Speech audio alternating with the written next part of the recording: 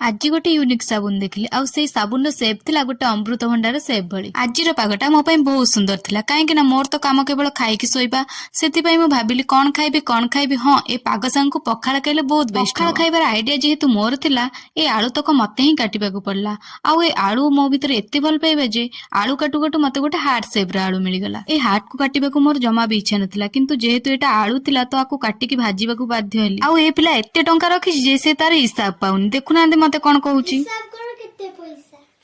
जेहेतु मते एत बड़ गोटे डील मिली तो मु ता हाथ पैसा नहीं गली हेले कौन हम एते टंका जे मु तार हिसाब भी पाई। ए पिलार टंका गणिबा चक्कर रे मोर सेपटे पखाला खाइबा लेट हो गलानी आ पखाला सहित टिके मिक्सचर सालाड खाइबा को इच्छा होला तो दुकान को गली मिक्सचर पई एठी मते गोटे कुरकुरेटे मिलिला जहार टेस्ट मते बहुत पसंद सेति पे मु भी गोटे कुरकुरे नै आसी घरे पहुंची टमाटो सहित मिक्सचर को मिक्स करी गोटे टेस्टी सालाड टे बनै देली। सालाड बनबुनु मते मां डाकिले आ मु मां को पचारले जे कोन हैला आ मां मते सांग सांग गोटे साबुन टे धरे देले।